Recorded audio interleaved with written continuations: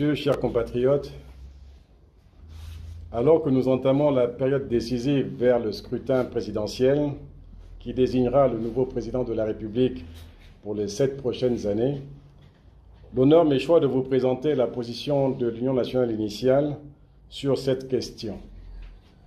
Les militants de l'Union nationale initiale regardent avec fierté cette grande évolution de l'histoire politique de notre pays à laquelle nous avons pleinement contribué avec d'autres compatriotes pour accompagner le président de la transition, président de la République, chef de l'État, dans la concrétisation de sa vision ambitieuse pour notre pays.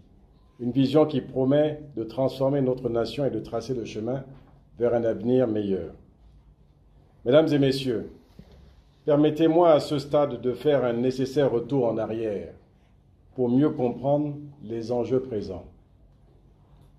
En juin 2009, à la mort du président Omar Bongo Ondimba, le Gabon avait l'opportunité de tourner la page de son histoire et de redynamiser la vie politique et le développement économique de notre pays. L'enjeu était important en raison des nombreuses attentes pour un changement de gouvernance, mais malheureusement, le pouvoir d'Ali Bongo Ondimba a confondu le jeu aux enjeux. Et cela a été une grande occasion ratée pour le Gabon. Nous avons perdu beaucoup de temps en 14 ans.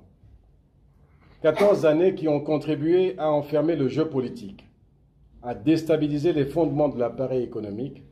Nous en vivons aujourd'hui les conséquences, n'en déplaise aux profondeurs de la transition.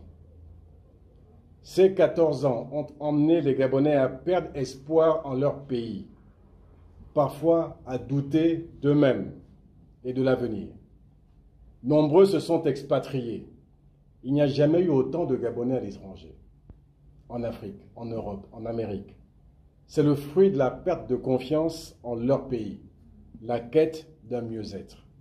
Les Gabonais ont souvent voyagé, on le sait, pour diverses raisons, mais sont toujours revenus dans leur pays dont ils étaient fiers. Le 30 août 2023 est venu renverser la donne politique. Il a fait germer dans l'esprit des Gabonais un espoir immense de restauration du pays, de se sentir à nouveau être Gabonais dans son pays et surtout d'être fier que le Gabon se soit positivement distingué pour se débarrasser d'un régime honni et décadent. La transition qui s'est installée a fait le pari d'associer tous les Gabonais, sans exclusif, à l'œuvre de la restauration des institutions. Les Gabonais ont à nouveau appris à se parler, à travailler ensemble, comme cela l'a été pour le dialogue national inclusif, mais surtout pour le référendum qui a été un exercice extraordinaire de communion au-delà de nos différences. C'est ce dont a besoin le Gabon aujourd'hui, pour se retrouver avec lui-même, pour ouvrir à nouveau les voies du développement dans l'équité, le partage et l'accès du plus grand nombre à un mieux-être. C'est là que nous rattrapent certaines réalités, celles des résistances au changement, parce qu'on le veut pour les autres, mais pas pour soi-même. Celles des antivaleurs, la corruption, le népotisme, la défiance à l'autorité, la concussion, le non-respect du bien public, etc.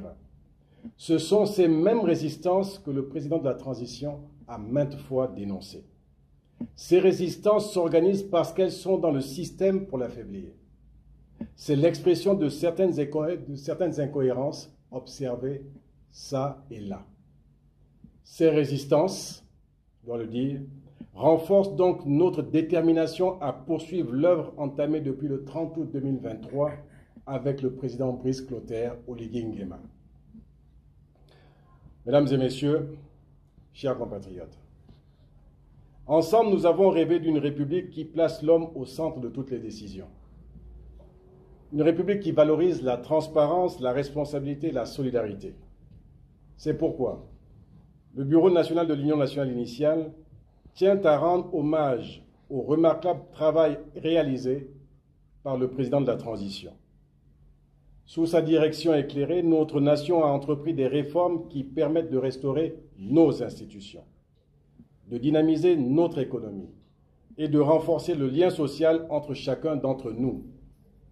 Ces avancées témoignent de la ferme volonté du général Brice Clotaire Oligui Nguema, chef de l'État, de placer l'intérêt général et le bien commun au centre de son action politique. Nous assistons aujourd'hui à une transformation concrète de notre paysage national à travers les nombreux chantiers d'infrastructures lancés sur l'ensemble du territoire et les réformes courageuses engagées depuis 16 mois. Ces réformes sont loin d'être simples elles sont loin d'être de simples ajustements. Elles posent les bases d'un développement durable et inclusif sur le principe d'une expression affirmée de notre souveraineté sur les grands choix économiques. Les exemples, vous les connaissez. Fly Gabon, Assala, SNBG et autres. C'est la vision du président de la transition. Et c'est la vision aussi de l'Union nationale qui se reconnaît en celle-ci. C'est le chemin à suivre pour les 7 prochaines années. Nous ne pouvons freiner cet élan. C'est la raison pour laquelle l'Union nationale initiale exhorte le président de la transition à poursuivre sur cette voie avec la certitude que sa détermination permettra de bâtir un Gabon plus fort, plus juste et plus prospère.